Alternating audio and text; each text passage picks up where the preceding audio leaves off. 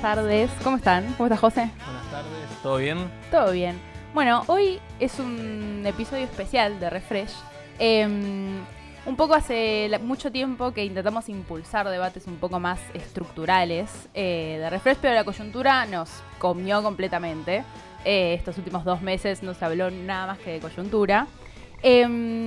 Pero un poco la idea del espacio de Refresh en términos generales siempre fue dar como discusiones más estructurales, sobre todo para poder incidir en cierto punto en el debate público y no llegar con las manos vacías en un futuro. Y para eso invitamos gente que creemos que es muy interesante escuchar y con la que compartimos un montón de cosas y que necesitamos aprender cosas de ellas. Y por eso hoy tenemos a Juan Manuel Telechea a nuestra izquierda, como lo ven. Bienvenido. Bueno, muchísimas gracias por la invitación. No, a vos, por venir. Juan Manuel Telechea es economista, docente universitario, columnista en Cenital y El País, y realiza cortos entrevistas en Filonews, y también tiene un libro que se llama Inflación, ¿por qué Argentina? Lo tengo anotado acá. ¿Por qué Argentina no se la puede sacar de encima? Y vamos a charlar un poco hoy sobre las razones del declive argentino en estos últimos 14 años, un poco por qué eso llegó a que nos gobierna hoy en día Milei y el balance de los últimos 2 años del gobierno. Eso también impulsado por qué ganó un poco, que es lo que no todavía estamos descifrando en cierta manera, y cuáles son las perspectivas de acá al futuro, ¿no? Sí, exacto. Como decía Lau, este es un programa más estructural para pensar un poco qué nos trajo hasta acá o qué cosas o qué políticas fueron las que estuvieron mal, ¿no? Entonces, quizás en ese sentido queríamos preguntarte primero, desde 2011 para acá hay cierto acuerdo en que la cosa está bastante mal, acuerdo, los datos lo dicen. Y ahí queríamos preguntarte, vos cómo ves eso, qué fue lo que motivó ese estancamiento. No sé, el otro día veía la serie de LeMay y es para pegarse un tiro un poco, ¿no? Es como que nunca podemos romper el techo de la actividad. El LeMay vive de la actividad económica, ¿no? Entonces, bueno, ¿qué pasó ahí? ¿Qué cuestiones lo motivaron? Si fueron errores propios o cuestiones externas. ¿Cómo lo ves? Bueno, primero una cuestión que decían que creo que es importante. Muchas veces para poder discutir y entender la coyuntura creo que es fundamental también mirar para atrás, porque pasa muy seguido que las propias cosas que estamos discutiendo ahora ya se discutieron hace 5 o 10 años atrás. Puede parecer poquito, pero pasa muy, muy seguido. Y bueno, me va a salir una respuesta un poquito larga, perdón por la extensión, pero creo que lo amerita. Y es básicamente, yo diría, el centro del libro, ¿no? O sea, a mí lo que primero me motivó a escribir el libro fue un poco esta frustración de ver que en la discusión económica como que no había acuerdo, ¿no? Creo que hay cosas que uno cuando las mira y si uno se sienta a discutir con el otro las puede llegar a consensuar, pero que en las redes y la discusión del día a día, cómo se da, me parece que eso es muy, muy difícil.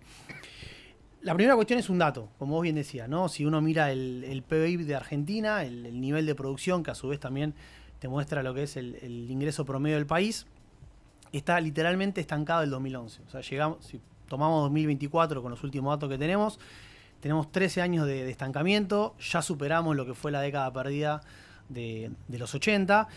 Y obviamente que el problema se vuelve muy claro porque si vos a eso le sumás una población que está todavía en crecimiento, eso nos da una caída del PBI per cápita de aproximadamente 13% en estos 13 años. Básicamente lo que decimos es que los argentinos en promedio estamos ganando un 13% menos. Después obviamente tenemos todas las inequidades que están por detrás, que a algunos les fue peor, a otros les fue mejor, pero la primera cuestión que para mí es fundamental de entender es que todos nuestros problemas actuales en términos económicos, un nivel de pobreza elevado, ingresos bajos, que las jubilaciones sean bajas, que haya decaído el nivel educativo, que no haya acceso a la vivienda, todo eso en buena medida tiene como causa original la falta de crecimiento. O sea, una economía que no crece, que no genera ingresos, no puede ponerse a discutir todo lo otro porque básicamente la raíz de la posibilidad de que vos puedas ampliar todo eso es una economía en crecimiento.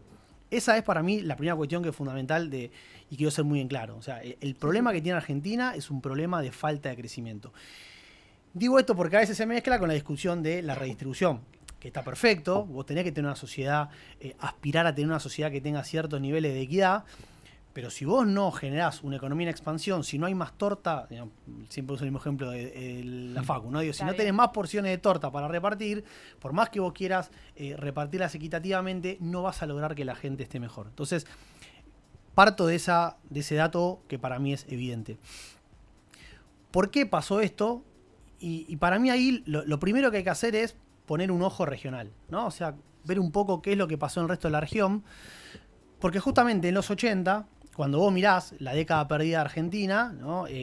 Lo que vos ves es que fue un problema regional. Un problema regional donde la gran mayoría de los países teníamos básicamente los mismos problemas. Niveles altos de endeudamiento, devaluaciones recurrentes, una inflación muy elevada, que en la mayoría de los casos se resolvió, digamos, por las buenas, con un programa correcto macroeconómico, o por las malas con una hiperinflación. ¿Qué pasa? Y de alguna manera, digamos, esto es como consuelo, decimos, bueno, che, nos iba mal a nosotros, pero les iba mal a todo el resto de la región, o sea, era un problema regional. Cuando vos ves lo que está pasando ahora, si vos agarrás el PBI per cápita de Argentina del 2011 al 2014, como te decía, te da una caída del 13%, y vos lo comparás con el resto de la región, somos el único país que redujo su PBI per cápita. O sea, somos el único país que en estos 13 años no creció.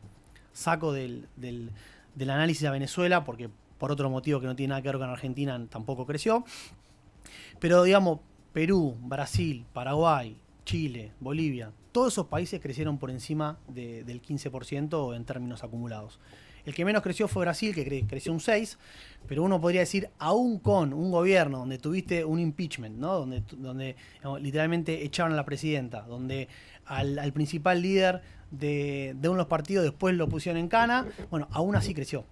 O el caso de Paraguay, que tuvo, no sé, 12, 13 presidentes en los últimos 20 años y aún así creció. Entonces, el punto para mí ahí para mostrar es, fíjate que el problema es particularmente argentino, ¿sí? No es un problema regional. Y también eso sirve porque a veces escuchamos en las discusiones, ¿no? que algunos ponen ciertos elementos como causas principales de esa falta de crecimiento, que yo creo que al comparar con el resto de los países de la región se hace muy evidente que no es así. No sé, el problema es la inequidad. Bueno, Brasil tiene un nivel de inequidad 10 veces más alto, o Colombia, y creció. El problema es el bajo nivel educativo de los últimos años. Bueno, comparar la educación, el nivel promedio de alfabetización con el resto de países de la región, y así uno puede encontrar un montón de características en las cuales a Argentina le va mejor, porque a pesar del declive de los últimos años, en lo que son los indicadores socioeconómicos, por lo general estamos muy por encima del resto, con algunas excepciones, ¿no? con Uruguay y Chile. Sí. Entonces, digo, ¿cuál es la causa de todo eso? Yo la pongo centralmente en la inflación. Cuando uno mira ese periodo de 13 años, lo que se encuentra es que el gran rasgo distintivo que sale a la luz al comparar con el resto de los países es la inflación elevada. Mientras que todos esos países, después de la crisis de los 80 y los 90, lograron bajar la inflación y mantenerla de manera baja y estable, en torno a 10% anual o menos. Argentina es el único país que, tras la salida de la crisis del 2001, baja la inflación, porque digamos, este es un punto que quedó muy lejos en la historia, pero es importante recordar. La mega devaluación del 2001 impulsa la inflación. El traslado a precios es muy bajo, pero después la inflación baja y vos tenés una inflación del 4 o 5% en 2004-2005. O sea que la inflación no es que después de la devaluación del 2001 retoma, sino que empieza a retomar paulatinamente. Retoma paulatinamente con una economía que igual venía creciendo muy fuertemente, las famosas tasas chinas, pero ya tenemos en 2007 la intervención al INDEC, ¿no? Y un primer rasgo de querer tapar el problema en lugar de solucionarlo. Y con una economía creciendo, obviamente es difícil, ¿no? Identificar cuáles son los problemas, y también es muy difícil proyectar a futuro. Esto lo charlábamos antes de arrancar la entrevista, pero digo, cuando yo iba a la facultad, te diría 2010, 2011, bueno, nadie decía que la inflación fuera un gran problema. Todos decíamos, bueno, mirá, en todos los procesos de crecimiento se da un ajuste de precios relativos que hace que la inflación sea la expresión de esa puja distributiva. Entonces, había un consenso bastante grande, salvo en algunos enfoques más monetaristas o liberales, de que la inflación no era un gran problema. Digo esto también para poner en contexto, quizás hoy con el diario del lunes es fácil encontrar el problema ahí, pero en ese momento la realidad es que no era, digamos, una verdad absoluta o un sentido común instalado que la inflación fuera a ser el problema que terminó siendo con el correr de los años. Sí, sí, aparte estaba la óptica quizás de, bueno, si la inflación es 10, pero la paritaria es 15, vamos para adelante, no pasa nada. Eso se lo escuché decir al ministro de Trabajo en 2012, 2013, por ejemplo, y era No, pero hace poco yo escuché también, hoy en día la gente plantea esa o sea, la situación. dirigencia política estaba en esa, ¿no? Efectivamente. No, bueno, pero justamente digo, es difícil, ¿no? Identificar un problema, sobre todo cuando estás en una economía que está creciendo mucho, que vos decís, che, estoy haciendo las cosas bien. O sea, Sí, si la obvio. economía crece, ¿por qué voy a cambiar de equipo, ¿no? Podríamos decirlo en términos futboleros. Pero todo eso, digamos, el punto es que esa inflación que ya para los parámetros en 2011 mostraba síntomas de que era un problema y de que era una inflación elevada para los parámetros históricos, ya estábamos en torno al 20-25% anual. Bueno, esa inflación es la que precede a la primera de las devaluaciones que tuvimos, que fue la de principio del 2014. ¿No? Vos en 2008-2009 tuviste una depreciación, pero fue como resultado de lo que pasó en toda la región como consecuencia de la crisis subprime. No creo que lo contemos como una devaluación, pero sí vos tenés la primera en 2014. Y justamente también hago esta aclaración que me parece importante porque creo que dentro de los enfoques más, podríamos decir, heterodoxos de las causas de la inflación, siempre se pone a la falta de dólares o a la devaluación recurrente del tipo de cambio como el principal causante, y ahí yo el primer pero que digo es, bueno, para ojo, porque es verdad que la devaluación recurrente es parte de este problema, pero si vos te fijás, la inflación alta precedió a la primera de las devaluaciones. Claro. Con lo cual tenemos que encontrar, o por lo menos pensar que tiene que haber otros elementos, además de la devaluación, que sin dudas te provoca un salto en el nivel de los precios, pero tiene que haber otros elementos que también incidieron, porque vos tenías una inflación alta mucho antes de la primera devaluación. Yo ahí, el diagnóstico que hago es, creo que hubo un poco de todo, ¿no? O sea, se van a enojar los más monetarios, pero digo, es una inflación multicausal. Creo que vos tenés un componente vinculado a lo que es, podemos decir, la puja distributiva. Tenías salarios que venían de caer muy fuertemente en el 2001, que a partir de ahí empiezan a retomar un crecimiento bastante importante, y que ya para 2007 ese nivel salarial se había equiparado con los niveles del 2001, y a pesar de eso siguió creciendo por encima de la productividad, ¿no? Acá me pongo un poquito técnico, pero creo que vale la pena porque si no, uno se come la puteada que dice, che, ¿cómo vas a decir que el problema son los salarios? Bueno, ojo, no estamos diciendo que el problema son los salarios. Si uno agarra la identidad básica de precios, esa identidad básica de precios lo que te dice es que si el salario crece por encima de la productividad, el costo por unidad de las empresas se incrementa. O sea que eso le mete presión a los precios. Sumado a eso, tuviste un incremento importante de precios internacionales, el boom de commodities que también te afectó. Y también, digamos, hay varios trabajos que te muestran que vos tenías un crecimiento muy fuerte de la demanda en esos años y obviamente que la capacidad productiva no termina de acomodarse, con lo cual creo que también hay margen, digamos, para pensar que una parte de esa inflación está impulsada por la actividad económica, ¿no? Sí, sí, es importante esto que decís, ¿no? Porque mucho también se dice, quizás mirando la década pasada, teníamos el salario más alto en dólares en la región como algo efectivamente bueno y no estábamos ni cerca de ser el país más productivo de la región, ¿no? Entonces, quizás esa era parte del problema también, ¿no? Sí, yo acá, digamos, retomo también un poco a Pablo Gerchunov, ¿no? Y el trabajo con Martín Rapetti. Digo, yo creo que hay algo de eso. Y que de vuelta, ¿no? Siempre hay que tratar de encontrar un argumento o una explicación a por qué las cosas pasan. No decir, che, esto pasó así, es un problema. No, digo, evidentemente creo que la sociedad argentina, por los buenos motivos, ¿no? Tiene una aspiración distributiva que es más fuerte que en otros países, que eso también se ve reflejado en sindicatos fuertes. Bueno, el tema es reconocer que eso está y ver cómo puede ser eso compatible con una estructura productiva o una productividad que no va a la misma velocidad. Entonces, tenés que reconocer que eso genera tensión y obviamente la manera de solucionarlo no es decir, bueno, dejemos que los salarios crezcan 10 puntos por encima. Porque terminás peor. El tema es ese, ¿no? Exactamente. Entonces, digo, siempre tengo un amigo que decía, no hay que hacerse trampa al solitario. O sea, uno no tiene que decir algo, que por más que no sea lo correcto o lo que a mí no me guste, digo, si uno ve que está creciendo por encima y tu propia teoría te dice, mirá, eso genera un aumento de costos, bueno, hay que reconocerlo. El tema es cómo solucionás eso también desde una visión heterodoxa. Porque el punto ¿cuál es? Vos dejás que pase eso y después cuando cambia la gestión, cuando cambia el gobierno, viene un gobierno de derecha que te hace una reforma laboral en contra de los trabajadores, que te ajusta y bueno, eso termina siendo la solución por las malas. Y agrego un puntito más que también, para darle un reconocimiento al enfoque más monetarista, esta cuestión de que, por un lado, vos tenías superávit fiscal, con lo cual el argumento más básico, ¿no? Decir el problema es el déficit fiscal financiado con emisión, claramente no existía. Pero sí hay un tema, que es que cuando vos acumulás dólares para sostener el tipo de cambio, estás inyectando dinero, y vos tenías tasas de interés negativas en términos reales, con lo cual vos estabas aplicando a una economía que ya estaba creciendo, ¿no? Y por ese boom de commodities le estabas agregando un efecto todavía más potente por el lado de una política monetaria y fiscal bastante expansiva. Entonces, creo yo que por ahí viene lo que podríamos llamar el principio de ese proceso de inflación, que ya te digo, después, a partir de 2011 se hace muy evidente. En lugar de tratar de solucionar todos esos problemas, lo que vos hiciste fue tratar de contenerlos con medidas, por ejemplo, apreciando el tipo de cambio, cuando eso no fue suficiente, regulando las importaciones, cuando eso no fue suficiente, regulando directamente, prohibiendo la compra de dólares para ahorro. Entonces, vos fuiste agotando diferentes herramientas a medida que te fuiste quedando sin dólares, hasta que llegó un momento en el cual no había mucho más por hacer, y ahí termina apareciendo la primera devaluación, que es la de principio del 2014.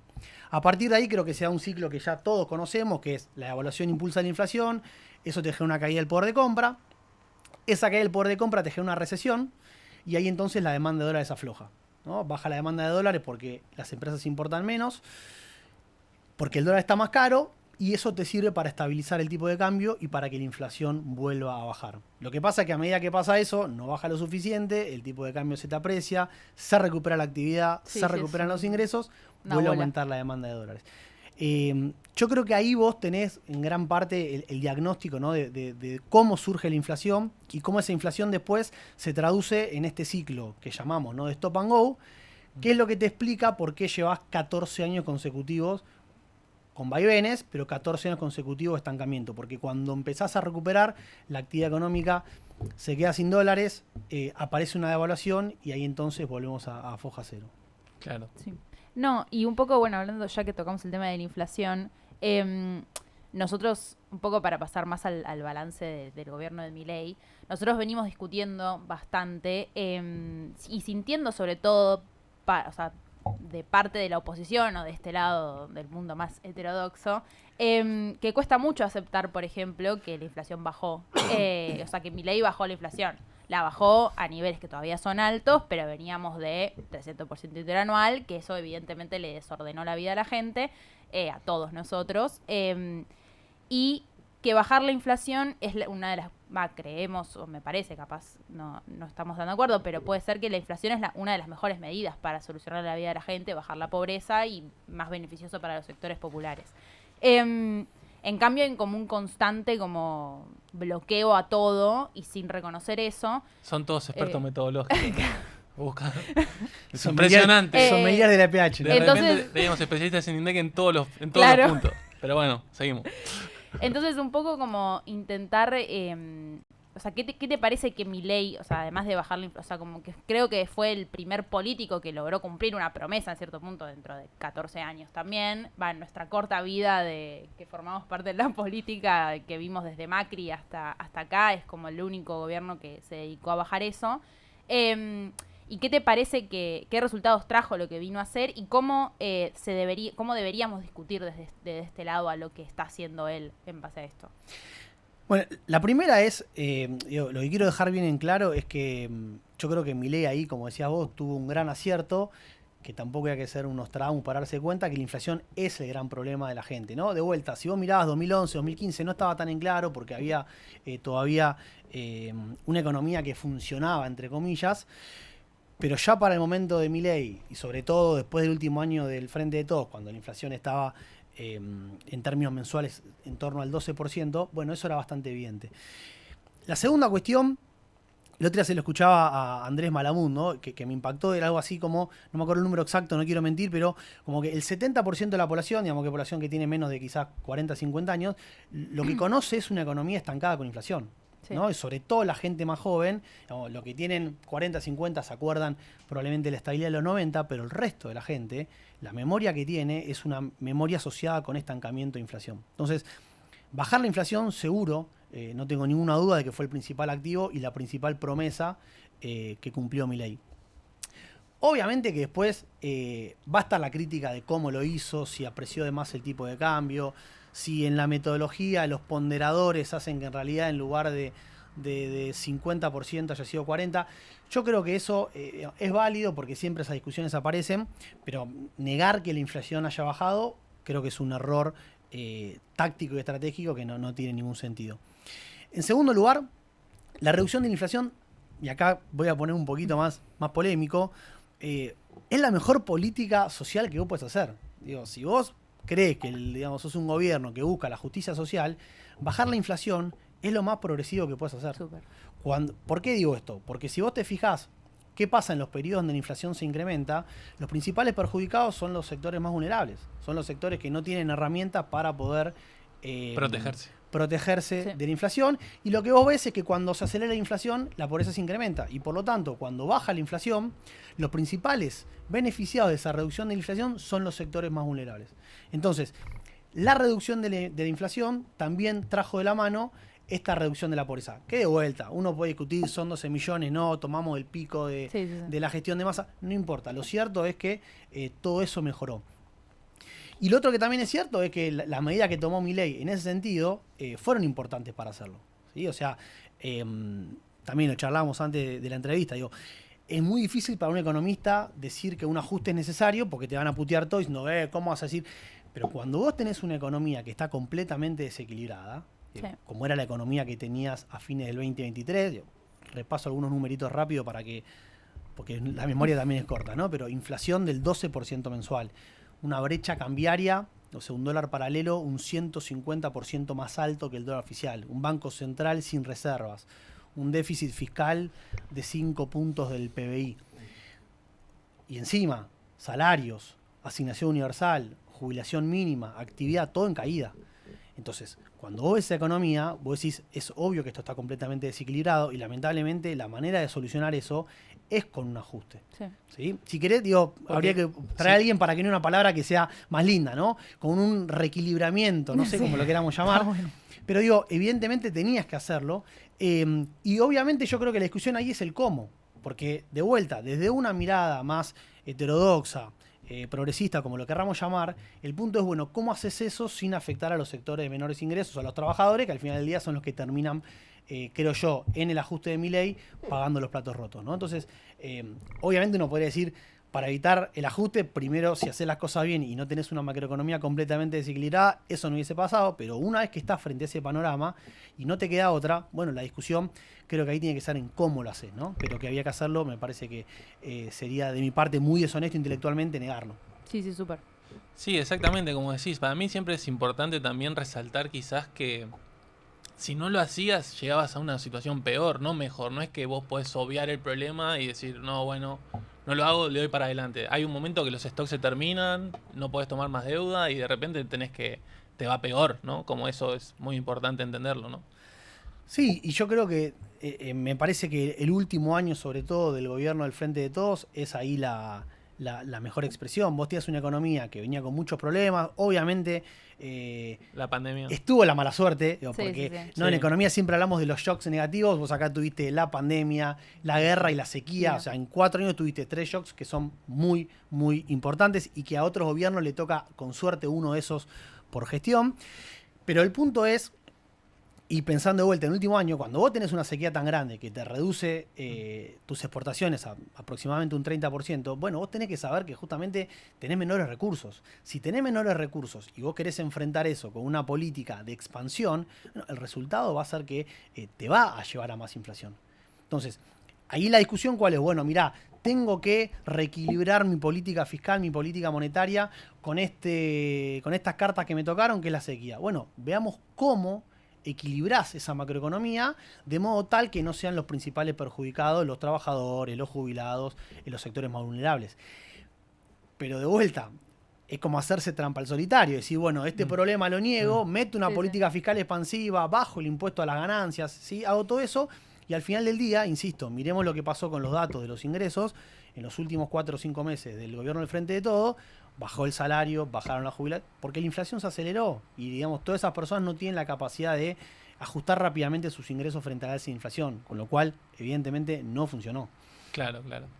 Bueno, ¿sabés que quería mostrar un tuit que pusiste vos que me pareció muy bueno? Le pido a Jure Me da miedo, que ahora lo ponga. dale. No, está es buenísimo. un gran tuit. Dice, analicemos la propia lógica del peronismo. Milei es un chiflado. Es el gobierno más cruel de la historia. Está financiado por narcos. Su programa económico ya colapsó. Aún así la gente lo vota. Bueno, entonces ahí pasaron muchas cosas, ¿no? Una quizás es este miedo que hay, que creo que se generalizó en la población. Todos entramos dolarizados a el viernes porque el lunes no sabíamos qué podía pasar y si la principal oposición ganaba, sabíamos que eso iba a ser malo en términos de mercado, de bonos, todo eso iba a ir para el dólar iba a subir y iba a ser malo para Argentina, ¿no? Entonces, ahí muchos dicen, no, bueno, ¿cuánto hay de racional en eso y cuánto no? O sea, efectivamente, todo lo que vinimos describiendo antes respalda estas decisiones o no. O sea, el kirchnerismo es sinónimo de inestabilidad. Mirá, siempre no, como economista uno trata de no ser tan contundente con estas cosas porque sabe que puede dar más de una causa. Ahora, primero que nada, hablemos de los hechos, ¿no? Los hechos fueron que después del resultado electoral, que fue una clara victoria para el gobierno, porque también previo a eso se especulaba con que cómo uno iba a leer las elecciones, si ganaba uno o ganaba el otro. Bueno, no hay ninguna duda que fue una clara victoria para el gobierno. Y eso, el lunes, se tradujo en la caída más grande de la historia del riesgo país. ¿Sí? Esto cito a la consultora Inbec, que fue la que se lo vi. Sí. No me puse a buscar el dato, confío en lo que dicen. Que dicho sea de paso, porque también a veces discuten en redes estas cosas, el riesgo país es un indicador, digamos, bastante objetivo que sale de medir lo que pasa con el promedio de tu deuda pública. Y esos precios de la deuda pública lo que reflejan es la percepción que tiene el mercado del riesgo que hay por detrás, a ver si esa deuda se paga o no se paga. Si el mercado cree que la vas a pagar, eso hace que los precios de los bonos suban, porque la gente compra los bonos, el mercado compra los bonos. Si esa percepción baja, el precio baja. Y lo que pasa con el riesgo país es la contrapartida. Entonces, lo que pasó el lunes fue que cayó muy fuertemente la percepción del riesgo de no pagar la deuda argentina, lo que hizo que volaran los precios y que el riesgo país tuviera la baja más grande de la historia. Entonces, ¿qué te dice eso? Bueno, yo creo que ahí el kirchnerismo tiene que hacer ahí alguna especie de autocrítica. Primero por una cuestión que fue, digamos, evidente, que es las principales figuras del kirchnerismo. Yo recuerdo en este momento a Kicillof y a Máximo Kirchner diciendo que la deuda no es pagable, ¿sí? Que la deuda es impagable. Si vos decís eso, automáticamente lo que está diciendo es yo no voy a pagar, me voy a sentar a discutir esto. Entonces, es importante eso porque aparte están hablando de la deuda con el FMI, que es al que sí o sí le tenés que pagar. Entonces, si vos no decís esa no la voy a pagar, tampoco vos podés pagar los bonos, que son los ahorristas chiquitos, ¿no? Entonces, entonces cae todo junto, ¿no? Es importante eso entenderlo. Tiene prioridad, por lo tanto los otros que están por detrás. Olvídate, por eso caen los bonos. No es que son todos malos y están en contra o desconfían de vos porque están locos, no. Efectivamente vos generás eso en cierto punto. Entonces, primera cuestión, digamos que, de vuelta, creo que nadie se podría enojar, porque si uno dice eso, lo que está diciendo, el mensaje es clarísimo, ¿sí?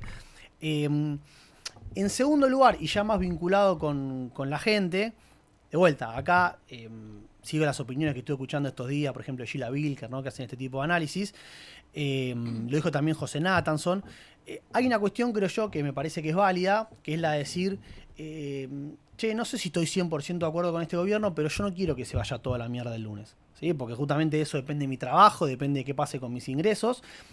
Y digamos, de los dos lados, como que se está postulando esto. Por el lado del gobierno, que fue muy contundente, es decir, incluso con Trump, ¿no? Diciendo, miren, si no apoyan a esto, vuela todo por los aires.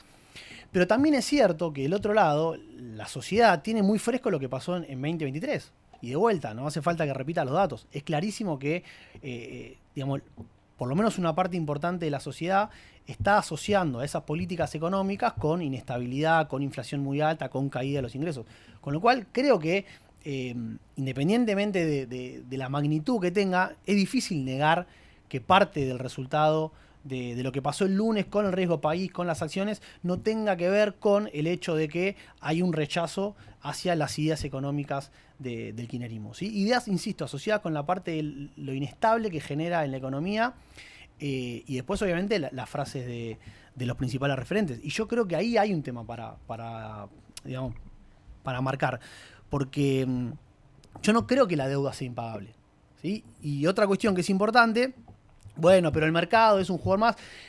Lamentablemente, el mercado es un jugador importante en cualquier economía. Ya sea el mercado local, que es el que vos necesitas para poder financiarte, tanto el déficit fiscal como las empresas, o los mercados internacionales que vos lo necesitas. De vuelta, cualquier país del mundo, el que quieran poner como ejemplo, refinancia su deuda. Y para refinanciar su deuda lo que tiene justamente es un acceso a un mercado de capital que te pide determinadas reglas de juego, pero a vos te termina sirviendo. Entonces, si uno no está de acuerdo con eso, la alternativa que te queda es patear esas reglas de juego. Pero eso ya me parece una política, perdón, medio trosca, ¿no? Decir, bueno, hagamos la revolución, no podés aislarte de los mercados. Entonces, vos tenés esa regla de juego. Siempre el peronismo fue programático, digamos. Mira la realidad, la entiende y a partir de eso trata de transformarla. Vos tenés determinadas reglas de juego, jugás con esa regla de juego. Podés incidir con determinadas políticas para tratar de modificarlas, pero no podés patear el tablero. Entonces, te tocó estas son las reglas, bueno, ¿qué es lo mejor que podemos hacer para la sociedad, para la economía, con esta determinada regla de juego? Insisto, la solución no es, digamos, decir que no puedes pagar la deuda, sino tratar de ver cómo hacemos para pagarla y que eso no afecte a la población. Lo más grave quizás es eso, ¿no? Que quizás ni se detecta desde la dirigencia opositora esta cuestión, ¿no? Vos trajiste mucho el ejemplo de Brasil, en el cual todos sabemos que Lula fue gran parte de ese proceso, y que Lula fue muchas veces a elecciones y las perdió varias veces hasta que ganó, y cuando ganó, los mercados tenían bastante miedo, y él escribe una carta el día antes de asumir o después de asumir, donde dice efectivamente estas cuestiones que decís vos, las deudas se pagan, acá venimos a... O sea, como el país va a ir para adelante y va a cumplir sus vencimientos. Entonces, es como preocupante ver quizás a las principales figuras políticas del peronismo o el kirchnerismo en esa, ¿no? Bueno, es que justamente se da una cosa que es medio paradójica, que es la de decir, ¿cuál es el principal referente, digamos, de la región para Argentina en términos de progresismo, ¿no? Para el peronismo? Seguro que no tengo ninguna duda que es Lula. Y cuando vos ves las políticas económicas que hizo Lula, son políticas económicas que si acá decimos, che, hay que hacer eso, te putean de arriba abajo. Entonces, porque Lula justamente entendió que tenía determinadas reglas de juego y que las podía modificar, por ejemplo, con el programa Bolsa de Familia, pero siempre, digamos, para que eso funcione, tenés que tener una macroeconomía estable. Y la macroeconomía estable implica determinadas reglas de juego que vos tenés que cumplir en términos fiscales, en términos monetarios.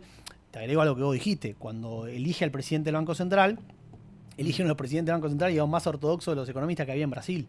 Claro. O pongamos el ejemplo de Boric. ¿Sí? Sí. Boric está mucho más a la izquierda probablemente en términos cursivos de lo que podemos estar acá en Argentina y sin embargo lo primero que dijo fue el equilibrio fiscal se mantiene. Y también, puso al ministro de Economía, el presidente del presidente del Banco Central del ministro de Economía. Claro, entonces, y acá digo una cosa porque a veces me escucho y digo, no quiero sonar fiscalista. Claro. No estoy diciendo que tengamos que tener un equilibrio fiscal, un dogma con eso. Pero sí es cierto que cuando uno mira el resto de los países de la región, hay cosas que digamos, funcionan en el resto de los países y que acá la estamos haciendo al revés. Entonces, no es que el objetivo fiscal tiene que ser un mandato popular. No, pero si vos tenés las cuentas fiscales muy desequilibradas, todo lo otro que vos querés lograr... Rompés el clima de negocios, no podés crecer. No, el clima de negocios hace que la gente no pueda mejorar sus ingresos, que haya inflación. Entonces, tenemos que tratar de lograr y entender que eso es parte de un programa económico. Claro. Y sobre todo tratar de entenderlo que en este contexto de Argentina, porque estamos en un contexto donde Argentina no tiene acceso a financiamiento externo, tiene un mercado de capitales muy pequeño y por lo tanto no tenés manera de financiar el déficit fiscal. O sea, uno puede decir, che, pero Brasil tiene un déficit fiscal de 6-7 puntos del PBI. Es cierto, pero lo financia casi todo con el mercado doméstico, es decir, coloca deuda en su mercado de capitales y financia el déficit sin emitir. O coloca, o uno decir, che, Paraguay tiene déficit. Bueno, Paraguay coloca deuda en los mercados internacionales a 200 puntos básicos por encima de la tasa internacional. Y eso hace que sea sostenible. Entonces, yo te digo, ¿querés tener déficit fiscal? Bárbaro, pero para eso tenés que tener financiamiento. Y hoy, con las políticas económicas y los discursos que estamos viendo, estamos lejos de lograr que eso permita fomentar un financiamiento. ¿Sí? Entonces, por eso es que creo que es importante entender que el equilibrio fiscal es necesario como consecuencia de no tener financiamiento. Cuando vos logres equilibrar tu economía y que eso se traduzca en aumentar tus capacidades de financiamiento, vas a poder tener un déficit fiscal como puede tener el resto. ¿Sí? Pero en este contexto eso parece muy difícil. Sí, y creo que un poco eso es lo que en estos últimos 2 años se intentó transmitir en cierto punto. Que es necesario ordenar todas estas cosas para poder ordenar la inflación, para poder ordenar la vida de la gente.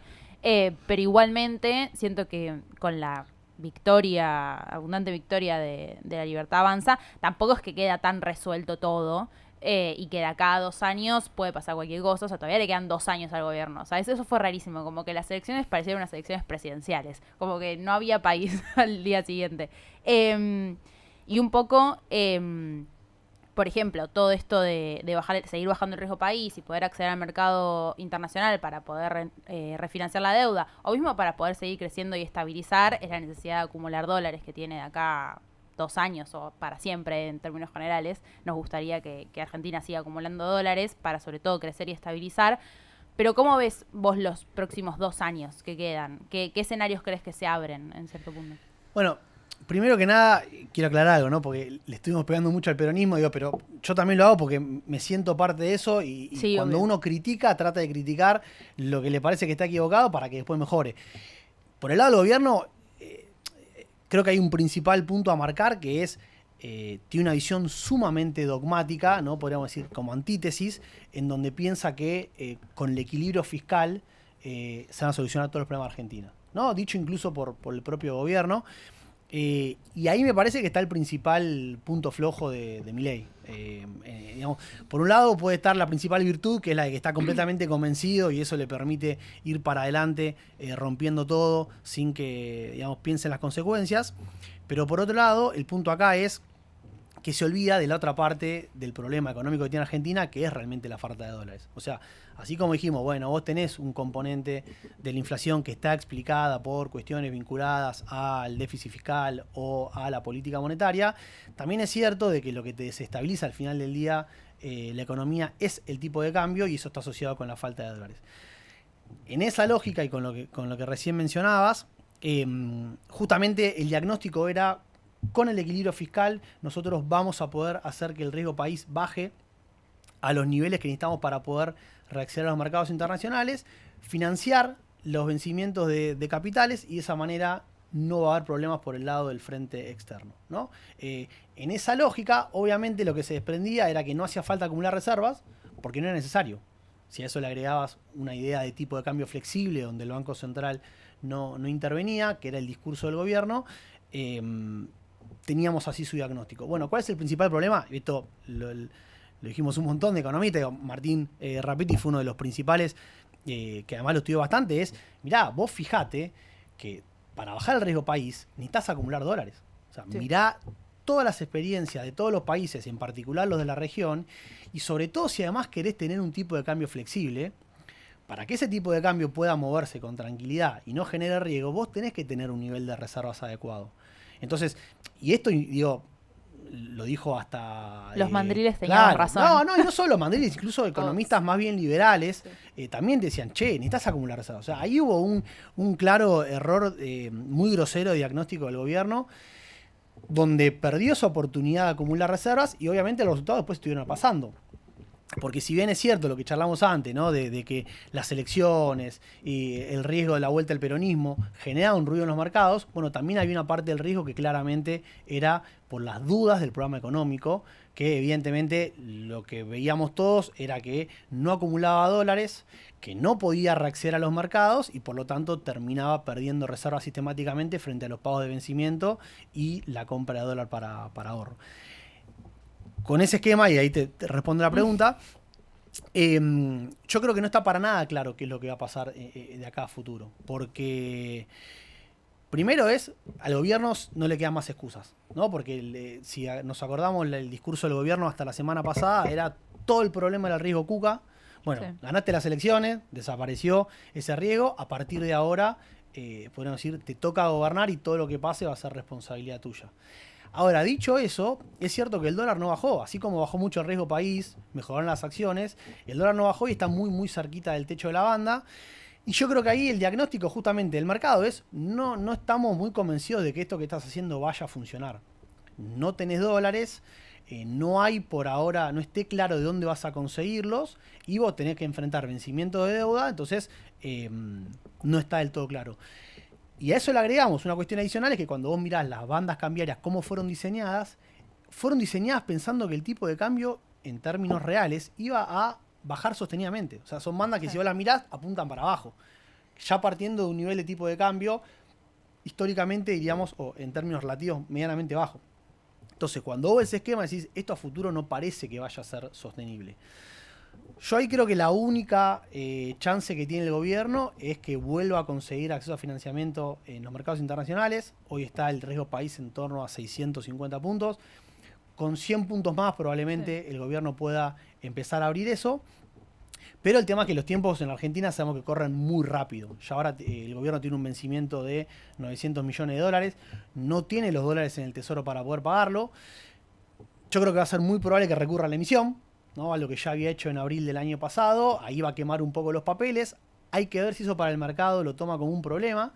Si lo toma como un problema, es probable que el riesgo país se incremente. Y si se incrementa, vamos a estar más lejos de esa posibilidad de financiarlo. Con lo cual, lo veo difícil.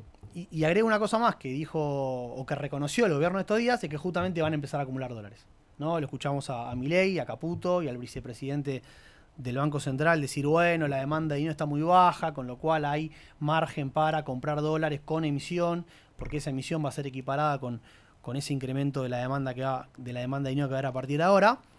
Lo que pasa es que, de vuelta, si uno se para del lado del mercado, lo que dice es, no veo cómo eso que me estás diciendo es compatible con un dólar que está en torno al techo de la banda. Porque si vos compras dólares, eso le va a meter más presión al dólar. Entonces, también hay muchos que están especulando con que las bandas o se pueden recalibrar para arriba o que pueden directamente desaparecer y pasar a un tipo de cambio más flexible. La realidad es que hoy no está claro, pero insisto, me parece que independientemente de todo lo que pasó anteriormente, hoy todavía persisten dudas en torno a cómo está diseñado el programa económico y si a futuro es viable o no. Sí, y un poco con lo de que si compraba dólares iba a subir el techo de la banda, también se especulaba que compre por afuera, o sea, que le compre directo al Banco Central, que eso ya lo había hecho en su momento. Y ahora hubo un rumor de que se compraron 700 millones de dólares, esa plata nunca apareció, es rarísimo. No, ya lo desmintieron. Sí, como que no pasó mucho eso. Pero sí, o sea, de acá a 2 años creo que coincido, o sea, el gobierno necesita acumular dólares sobre todo para mostrar que su plan económico es sostenible en cierto punto. Y también un poco más, yendo más al plano político y con esto cerrar un poco toda la discusión que se abre con las reformas más estructurales que quiere traer el gobierno de acá a los próximos, de acá al enero de 2026. Y un poco ahí, más allá de la cuestión más económica, también hay una discusión en el plano más político y donde siento que, y sentimos nosotros que se abre una disyuntiva en cierto punto, de decir, bueno, desde este lado de nosotros, desde la oposición, desde cierta parte de la oposición, que creemos que esas reformas son necesarias, coincidimos en las que quiere traer Milei, ¿cómo lo podemos cambiar? ¿Le vamos a rechazar de cuajo todo solamente porque venga y creemos que no son necesarias? ¿O se abre una beta para discutir y ver las propuestas, cambiar cosas, presentar una contrarreforma? ¿Cómo crees que es necesario actuar en ese escenario de las reformas más estructurales, que a fin de cuentas creemos un poco que son necesarias porque el sistema jubilatorio no resiste mucho más, y eso para eso necesitas formalizar gente, y para formalizar gente necesitas una reforma tributaria, una reforma laboral? Ahí se abren como también cuestiones más políticas de acá a 2 años, de si queremos, o sea, que salgan las reformas así nomás, como las van a hacer ellos, que seguramente no coincidamos con cómo van a estar hechas, o si presentamos una contrarreforma en ese punto. Bueno, primero aclaro que no soy especialista en estos temas, con lo cual no me gusta hablar tanto de temas que no manejo en profundidad, pero hay un par de cosas que me parece que sí se pueden decir, ¿no? La primera, como bien decís, es que cuando uno mira la proyección del sistema de seguridad social en términos de cuántas son la gente que aporta, cuántos son la gente que vos necesitas cubrir, eso no hay ninguna duda que es insostenible. Eso está pasando acá, está pasando en todo el mundo. O sea, en todo el mundo se está discutiendo porque vos tenés un problema, no un problema, digamos una estructura demográfica que lo que hace es que la gente cada vez tenga mayor esperanza de vida y que vos encima en Argentina tengas cada vez menos gente que aporte a ese sistema para poder financiar las jubilaciones. Entonces, eso creo que hace un tiempo ya que estaba claro. Por el lado de la reforma laboral, no voy a decir nada nuevo, lo dicen todos, es la reforma laboral ya se hizo. Sí. ¿Sí? La reforma laboral ya se hizo, digamos, de facto, porque vos hoy tenés casi un 50% de la población trabajando en la informalidad o en un régimen como el monotributo, que es prácticamente lo mismo. Entonces, y acá voy al punto para mí principal, que es, yo creo que hoy con el resultado electoral y con cómo quedó el balance de poder en el Congreso, me parece que Milei va a poder sacar las leyes negociando con la parte, digamos, más dialoguista y afín de la oposición, no tanto con el peronismo. Y entonces probablemente, digo, a pesar de lo que uno quiera o lo que uno no quiera, es probable que estas leyes terminen saliendo. Entonces, ¿cuál es el problema que yo veo acá? Y esto también lo dije anteriormente, es, tendrías que haberlo hecho vos antes. Entonces, ¿por qué esta discusión, digamos, la vivimos también hace ya, te diría, no 4, sino 8 o 10 años? Vos tenés problemas que se van acumulando, no lográs o no querés, no lo sé, dar las reformas que la economía necesita, y después se lo dejás servido en bandeja a un partido como el Milei, bien de derecha, para que haga reformas que están en la antítesis de lo que vos querés. Pero también hay que entender que vos, al no hacerlas, y con los problemas que tiene la economía argentina, vos le estás allanando el camino, porque en el sentido común de la gente, en el sentido común de la sociedad, está claro que tenías que hacer reformas. La gente no sabe, digamos, no es especialista, no sabe qué reforma. Dice, bueno, había que hacer reforma porque esto así no sigue. Bueno, entonces, al no hacer nada, vos se lo estás dejando en bandeja. Y digo, vayamos a la más cercana, que es la laboral. El peronismo es el partido de los sindicatos. Entonces, si había un partido que tenía que hacer una reforma laboral, juntarse con los sindicatos y de esa manera negociar algo, también con las empresas, ¿no? Obviamente, pero que salga algo en común acuerdo, no lo hizo. Bueno, ahora se lo está dejando en bandeja, que lo haga la oposición de una manera seguramente mucho más violenta y en contra de los trabajadores. Entonces, para mí todo tiene que servir como enseñanza para un futuro. Es decir, bueno, las cosas vos las tenés que hacer, si no se las vas a dejar en bandeja para que las hagan los otros y las hagan mal. Y hoy no creo que tengas poder de veto. Entonces me parece que van a terminar saliendo con algunas reformas, pero no como probablemente nos hubiese gustado a los que estamos de este lado. Sí, re. ¿Alguna otra pregunta más que nos haya quedado en el tintero? No, la verdad que... No, la verdad que hemos hablado mucho, la verdad que es súper interesante, gracias por venir.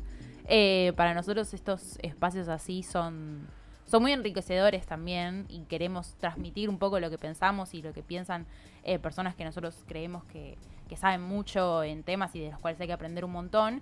Sobre todo también para dejar un mensaje y para dar discusiones de este lado del mundo que no creemos que se den hoy en día y evidentemente son necesarias. Total. Lo hemos visto mucho a Juan batallando en ese sentido, sí. Y por eso nos pareció bueno invitarlos a que venga, así que te agradecemos. Recuerden que esto es Somos_Refresh en todas las redes. Y bueno, Juan, no sé si querés decir algo más. No, la verdad que primero les agradezco de nuevo por la invitación. Y me parece buenísimo que estén estos espacios, porque también lo charlamos un poco antes de la entrevista. Cuando yo era más pibe, yo estaba en la facultad y pasaban estas cosas, no estaban en estos lugares. Entonces, que hoy puedan estar estos ámbitos de discusión, y también digo, yo le estoy hablando un poco a mi yo de cuando era en la universidad, ¿no? Que uno se decía, la inflación no es nada, qué sé yo, todo. Bueno, en realidad creo que hay que siempre escuchar los dos lados de la campana, porque independientemente de lo que termine pasando, siempre un poco de razón hay de los dos lados. Entonces, también creo que eso es importante. Ningún extremo va a tener razón. Super. Entonces, cuando vos escuches algo que venga con la verdad absoluta, no, esto nunca puede suceder, o esto siempre pasa de esta manera, bueno, digo, agarrate la billetera. Porque por lo general, digamos, la respuesta está un poco en el medio. Después uno, si se pone a estudiar y a profundizar, va a encontrar que la respuesta va a estar más de un lado o más del otro, pero nunca va a estar en los extremos. Con lo cual hay que siempre tomar un poco de lo que dice el otro y tratar de sintetizar eso en una posición que esperemos que el día de mañana pueda ser de común acuerdo y de sentido común para todos. Sí, súper. Pero bueno, nada. En eso estamos. Intentaremos. Bueno, intentaremos. Gracias a todos. Esto va a salir el sábado. No es sábado ahora, así que bueno. Les mando un saludo. Si tienen preguntas en el chat, las van a dejar en los comentarios y se las responderemos por privado. Lo hacemos después. Pero bueno, nos vemos. Llego a mi fin, intentando ser un vencedor.